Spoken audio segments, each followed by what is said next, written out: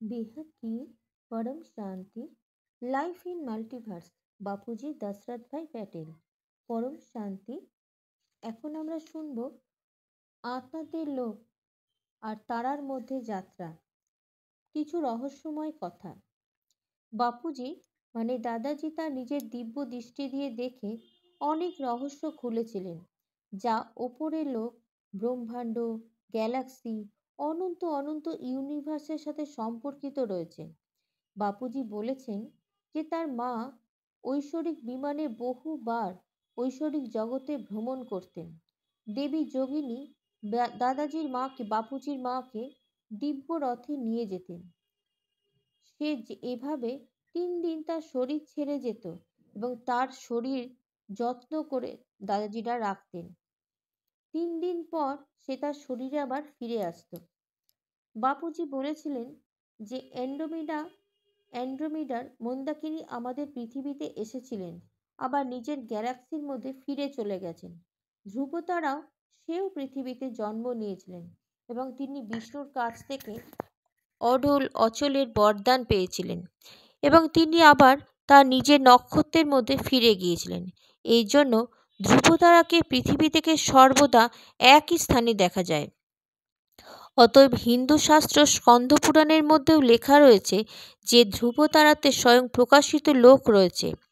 ধ্রুবতারা যা আমরা দেখি সে হলো একটা ব্রহ্মাণ্ড, এবং বাপুজি দিব্য দৃষ্টি দিয়ে দেখে এটা বলেছিলেন যে সেই ব্রহ্মাণ্ড আমাদের ব্রহ্মাণ্ড এবং থেকে অনেক গুণ বড়। সেখানে 7 থেকে 8টা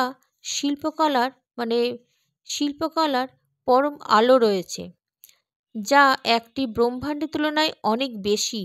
সপ্তঋষি যারা ছিলেন তারাও পৃথিবীতে জন্ম নিয়েছিলেন এবং পৃথিবীতে ঋষি হয়েছিলেন। তারপর আবার তারা তাদের নিজের নক্ষত্রের মধ্যে চলে গিয়েছেন। ঊর্ধ্বজগতের সবাই একে অপরের মহাবিশ্বে বিচরণ করে। সংসারে কোনো কাজ হয় না, ঘুরতেই হয়, কিন্তু তারা পৃথিবী থেকে 200 কিলোমিটারের নিচে আসতে চান না। তারা স্বর্গের নিচেও আসেনি, কারণ তারা জানে যদি তারা পৃথিবীর আভায় আসে তাহলে তারা আটকা পড়বে।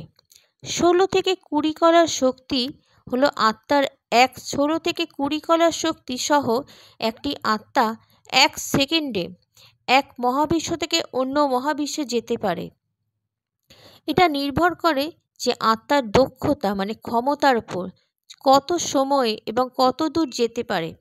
যদি আত্মা নিরাকার রূপে ভ্রমণ করে তবে তার সময় কম লাগে এবং শক্তিও কম ব্যয় হয়, খরচ হয়। নিরাকার আকারে অনেক আত্মা বিন্দু হয়ে যায় এবং একত্রিত হয়ে গ্যালাক্সি থেকে মহাবিশ্বে একই বৃত্তে একসাথে ভ্রমণ করে।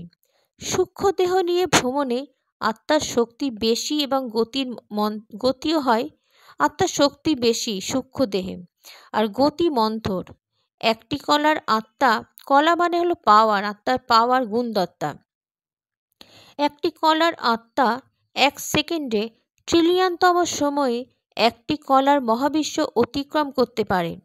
দাদাজি বাপুজি আরও বলেছেন যে শেষ সময়ের আরও পরম আলো দিয়ে আত্মাকে উচ্চতর করা যেতে পারে।